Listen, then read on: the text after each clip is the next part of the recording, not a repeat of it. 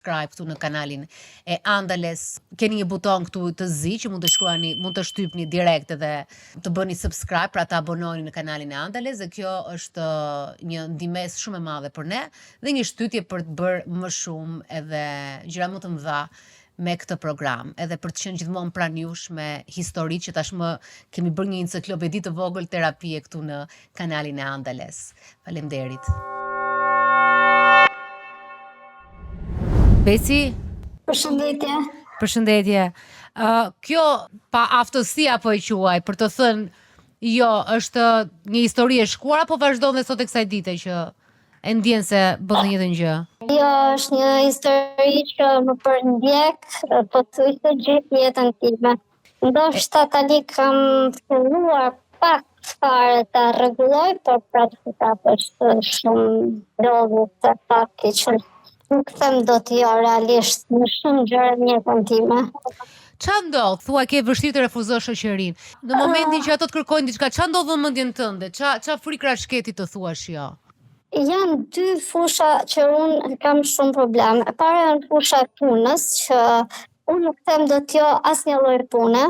Domethënë nëse më ofrohet një punë ose një pozicion pune ose të bëj diçka, edhe pse e di shumë mirë që nuk jam në gjendje ta bëj, nuk është për mua, mund të jetë shumë punë e mirë, po s'është për mua. Pse e merr përsipër? Çe i thua vetes? Okej, përpiqu, do t'ja dalësh, nëse e ka bërë dikush, do t'ja dalësh dhe ti, se nuk do e provosh, se jo, ta marrim si opcion derisa të gjej një opcion tjetër më të mirë. Domethënë nuk them dot jo në asnjë lloj gjëje. Shiko, por i mirë tek puna dhe kalojmë tek shoqëria. Te puna ti thua që provoje, po për çfarë të vlen ty gjithë këto gjëra që ke marrë përsipër? Ke bërë ndonjë analizë, për shembull, dhe ke thënë që shiko ta provoj unë këtë sepse kjo mund më vlej mua për diçka? Tani për shembull kam një pozicion pune.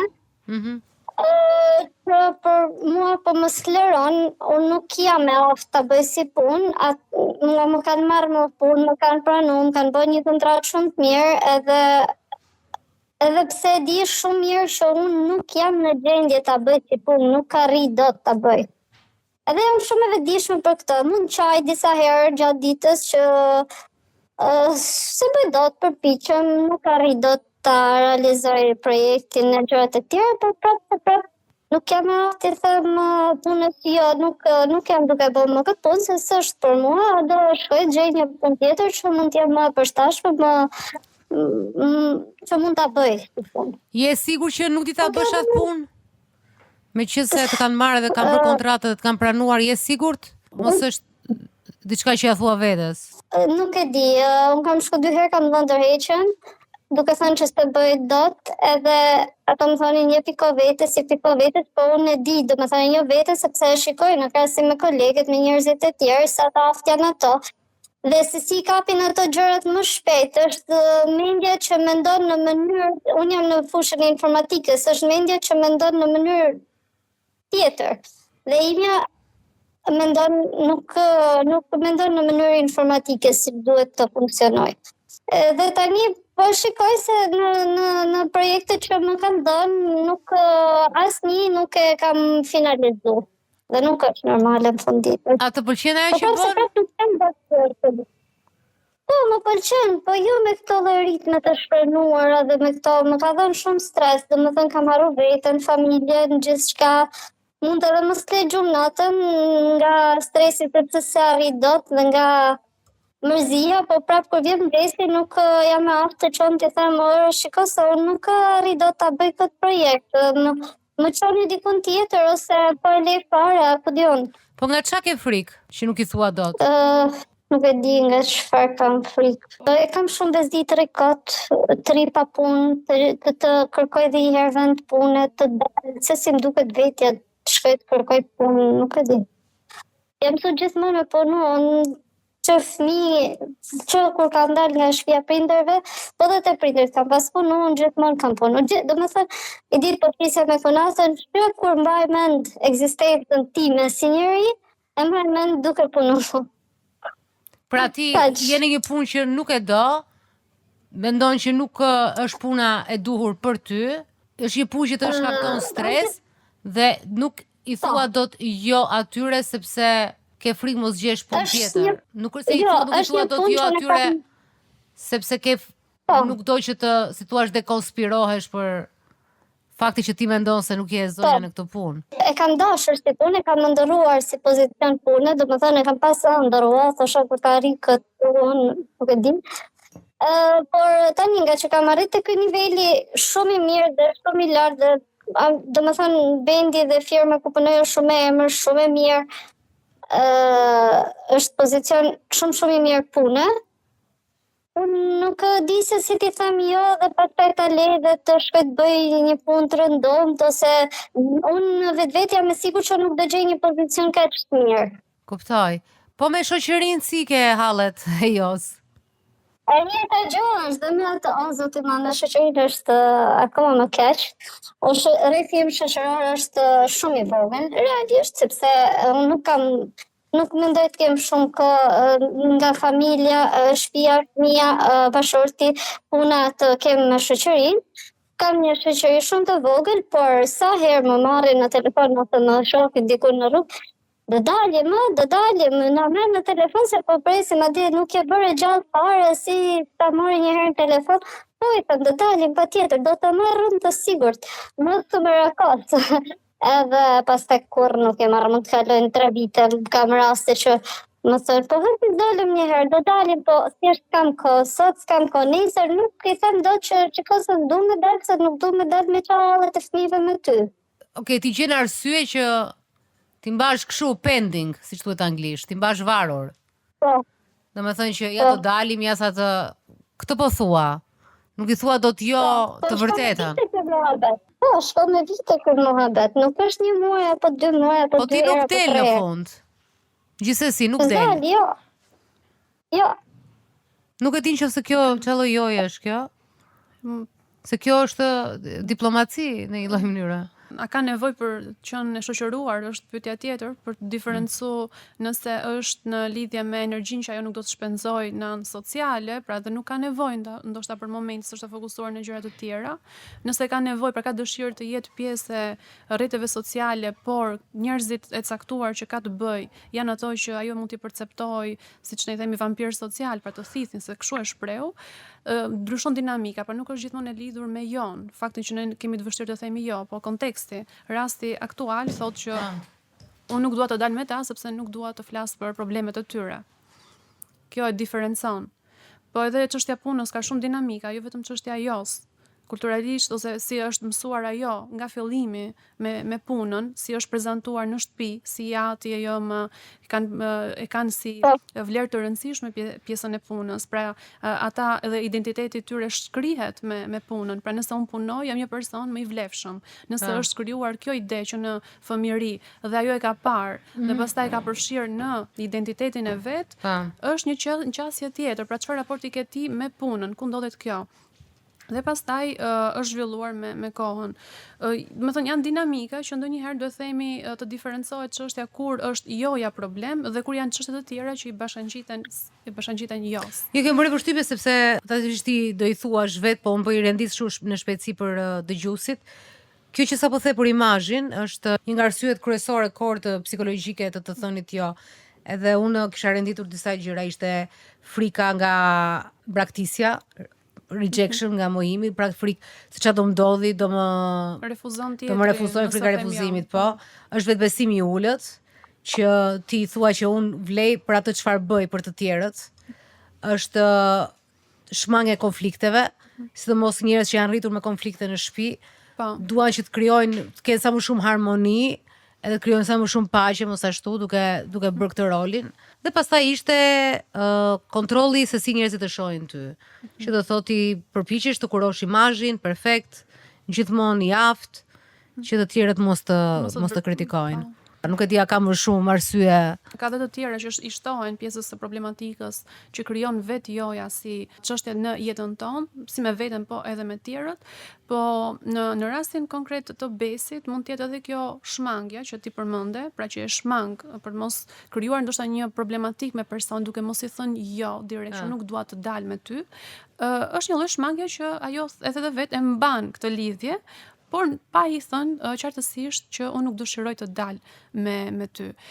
Nuk e di se si është në këtë raport besi, pra me dëshirat sociale, pra ti a ke nevojë të dalësh, ke nevojë që të kesh një person ku të shpresh, apo nuk e ndjen fare këtë nevojë momentalisht? Nuk e ndjej këtë lloj. Unë shkruaj, më pëlqen shumë të shkruaj, kam voçe pafund, nuk e ndjej këtë dëshirë kaq të madhe të shprehem. Edhe kur shprehem, kam një rreth familjar që janë në rreth familjar i ngushtë, domethënë familje e vogël, që kam relata shumë të mira dhe nuk e kam atë nevojën e socializimit me njerëz të jashtëm. Më duket.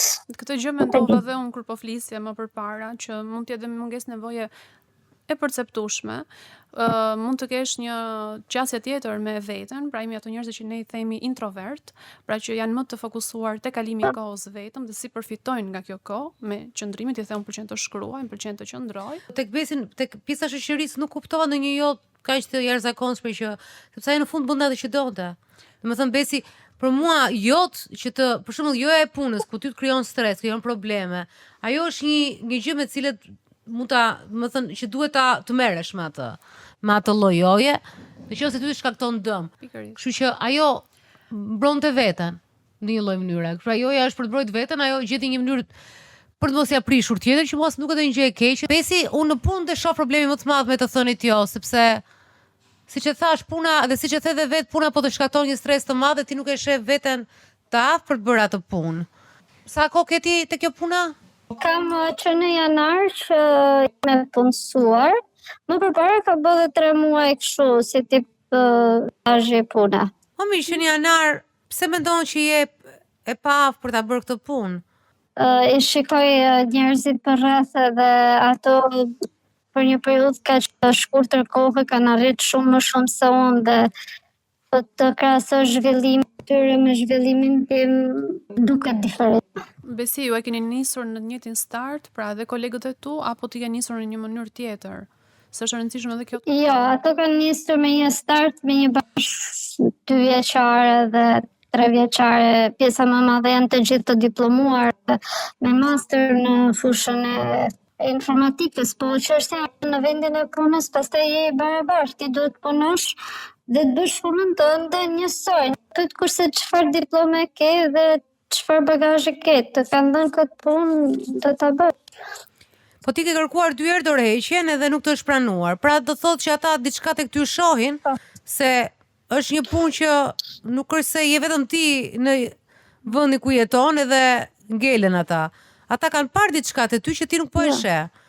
Ndërkohë po krahasohesh edhe me njerëz që siç e the vet, ata kanë një background që ti nuk e ke apo jo? Po. A nuk e di ti që secili ka ritmin e vet? Unë e di, po nuk më duket shumë indiferente vetja në krahasim me to se pjesëtarët e tjerë ecën me ritme shumë më përpara, ndërkohë që unë ngelem mbrapa.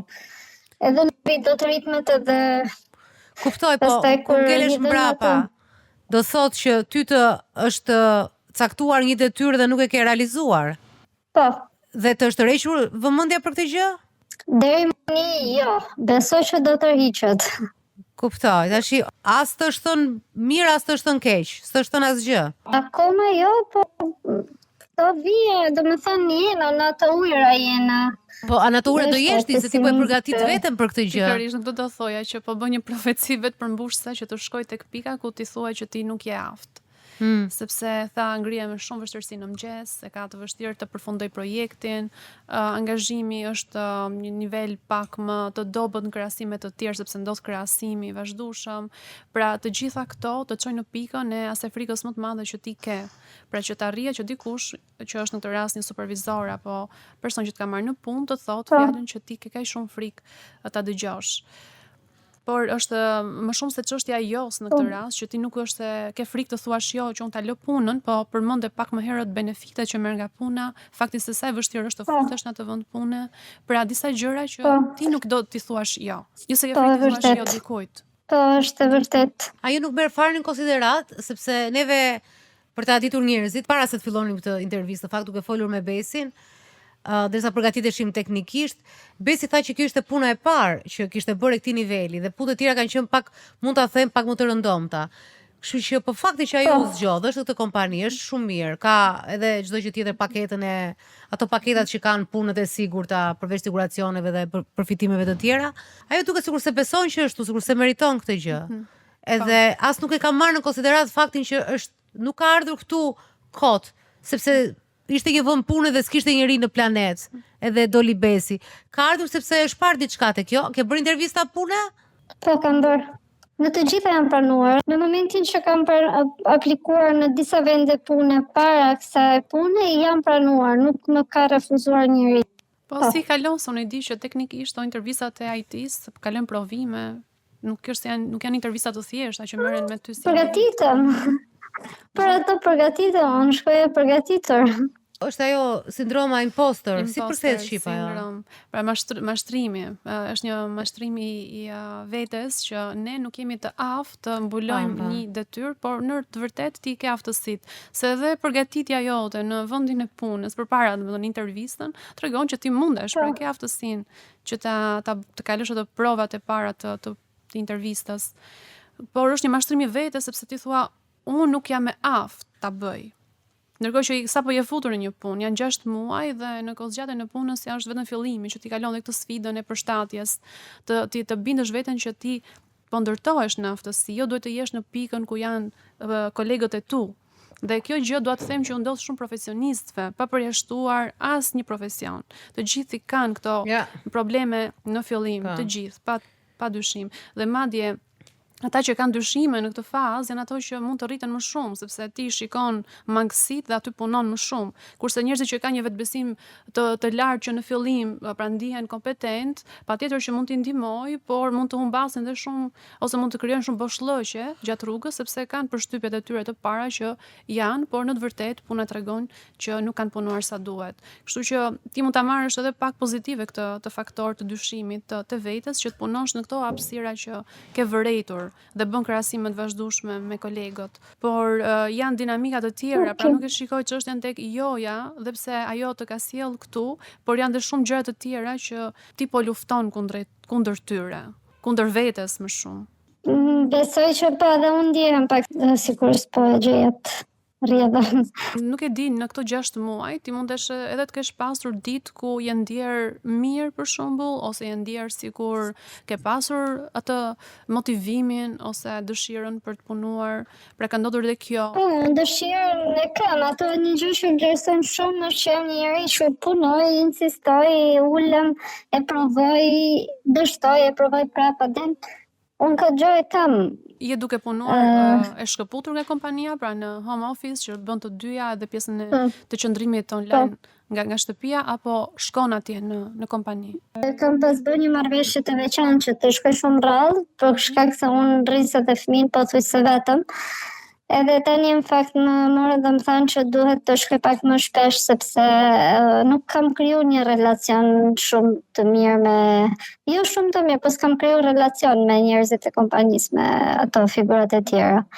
Më duket sikur janë të ftohtë ato, sikur s'kan kohë më marrë me mua. Ka ndjesh kur je në shtëpi apo kur je atje? Po t'isha do u ndjesha shumë mirë në shtëpi. Të bëja këtë punën time pa probleme, ta mbyllja dhe kaq. Po fakti që se me aftë, unë e di që duhet të socializohem dhe të afrohem me njerëz, po janë njerëz të ftohtë, se është vetë sektori i ftohtë. Po duke konsideruar që ti sapo ke filluar të jesh izoluar vetë në shtëpi, nuk e mundësinë ku të kesh një, themi ne, motivues të jashtëm, pra që duhet të ngrihesh, duhet të shkosh, të ulesh, ta fillosh punën, të shikosh si punojnë kolegët, të marrësh pak nxitje edhe nga jashtë, duke qenë se ti fillon në shkëputur, pra i vetëm ti, dhe duhet ta strukturosh pak edhe ditën, të kujdesesh edhe për fëmijën, pra ke edhe shpërqendrime, ta bën pak sfidues ky proces. Kalimi në kompani do ndihmonte. Edhe unë po mendoj atë, thjesht duhet të organizoj pjesën tjetër të jetës. Kuptoj që ke vështirësi edhe aty. Pra t'janë bërë pak shumë gjëra bashkë dhe kuptojmë edhe tërheqjen sociale që ti përmende më herët, po koha vetëm ndonjëherë nuk është gjithmonë ajo që na ndihmon. Edhe ti po mban shumë përgjegjësi me sa kuptoj, dhe kur të grumbullohen shumë, humbet në to. Dhe kuptoj Ato po më thoshte edhe bashorti, je durpulluar, nuk po... Ke nuk marrë më po shumë e- përgjegjësi sa mundesh, prandaj dhe ndihesh e stresuar. Mendoj se kjo është çështja jote Po. më kryesore nga duhet ta nisësh, pra të heqësh ca përgjegjësi dhe të fillosh aty ku ti ke dëshirë dhe ke vendosur si prioritet. Pra është fëmia, është puna, të bëj dhe kjo ndarje. Sepse rrjedhin gjërat Se si di. ngjyrën sa kuptoj. Pra ajo ka shumë përgjegjësi. Tha që kujdesen për fëmijën, punon në shtëpi. Dhe duke punuar në shtëpi ta bën vështirë që ti strukturohesh, dhe të mësosh, dhe të punosh, dhe të jesh produktive. Dhe krahasohet pastaj me kolegët që ka atje. Dhe normalisht do ndihet mbrapa dhe forcohet ajo impostor që ne po përmendim më herët. Vëvlerësimi bie në anë profesionale. Prandaj po kërkon që edhe të largohet nga puna, sepse do ta liroj veten nga ajo, ta heqë dikush, mos jetë ajo që ikën. Po, Pra janë shumë dinamika që të Shumë. ndodhin. Prandaj thash që duhet të vendosësh një prioritet, ku do të çosh fokusin tënd, se vëmendja jonë është shumë e limituar, nuk mund të shkojë në shumë drejtime Po kjo njëkohësisht. përgjegjësi më të madhe jo se ti thot jo vetes edhe gjithë këtyre gjërave, pra ti thot jo për të gjetur prioritetin. Tek vështirësia të thënit jo është që ti nuk di se cili është prioriteti, se do më prish asnjë nga detyrimeve që ke. Ti mbaj të gjitha, Ti do mbaj të gjitha. Atëherë thua jo vetes një herë. Shiko ç'a bën ky emision, kalon nga si profesorja shumë i bukur është. thellësia është duhet t'i thuash jo vetes tënde. Një problem besi që e ndajmë shumë bashkë edhe është goxha e vështirë, por e di që ti je 34 vjeç, por me kalimin e kohës realisht të kuptosh që nuk e bën dot, nuk bëhen dot të gjitha. Trupi jo ta thot vet, ta thot trupi mendja se çfarë është prioritet. Heqi pjesë të kalamajve që ato kanë pjesën e tyre, por edhe aty nuk e mban dot balancën gjithmonë, balanca e familjes për mua nuk ekziston.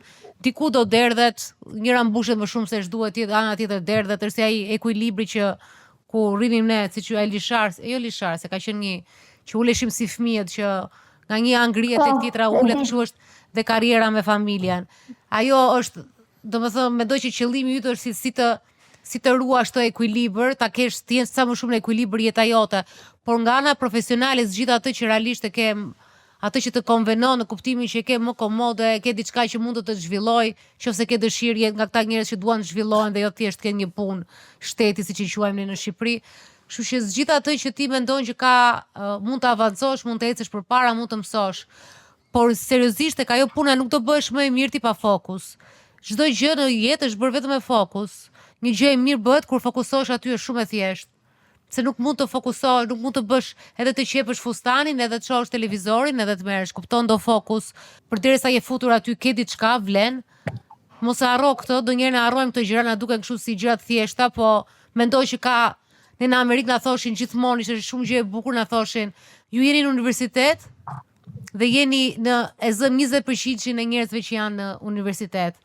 Ti bënin shumë bukur të analiza që ti të ndihesh e mirë, që edhe pse ti shije vetëm njerëz në universitet dhe duke arritje madhe, ndërkohë ti ishe tek 1% e vogël e njerëzve që ishin në universitet që ja dolën. Dhe pastaj në master më pak. Dhe ti je te 1% i njerëzve të cilët ja kanë dalë deri aty. Ti je te 1% më e vogël e njerëzve të cilët kanë punën, kanë një punë shumë të mirë dhe janë imigrant, kanë edhe familje. Dhe je 1% më e vogël e njerëzve dhe shumë gjëra të tjera që janë kreative, shkruajnë, nuk e di. Kështu që në të gjitha rastet po ta shohësh kështu, nuk ka asgjë, është thjesht çështje fokusi, siç tha Jona, pra duhet t'i thuash jo bindjes tënde që mund t'i mbash të gjitha, sepse nuk mbahen dhe nuk duhet të ndihesh në faq që nuk i mban dot. Nuk do të vë asnjë testin, se këtë problem kam pasur gjithmonë me jetën time. Sikur do më vë njëri do më testoj mua atë rjetë, domethënë se bëre, nuk kemi në asnjë garë. Dhe ndoshta ti mund të jesh rritur me krahasime në jetë sepse je në një garë, ke ndërtuar një garë në kokën tënde me ata të tjerë në kompani. Kështu që nuk je në asnjë lloj gare. Gara është të ruash veten tënde, mendjen tënde, mos jesh në një punë që nuk e do, ose të kesh stres, se s'mund të kryej punë stres, se bo stres do t'japi kalamajt në jetë, vetmirat e këqijat e tyre. Kështu që kjo është, ruaj veten dhe pastaj truri pastaj shqetësohet edhe merr më shumë informacion dhe ti siç e mora të provime dhe futet te kjo kompani, ashtu do i bësh të tëra. Nuk ka asgjë më pak. Kështu Besi. Shumë faleminderit. Falenderoj vetë. Jeni shumë të mirë. Interesante, po kjo pjesa jote gjithmonë është diçka shumë e thellë. Domethënë më e thellë, duhet të shkosh të gërmosh që të donim ta bënim çdo ditë në një terapi specifike, po edhe nuk e bëjmë dhe ne jemi si Besi ndonjëherë kështu të shpërndar. Historia e dytë.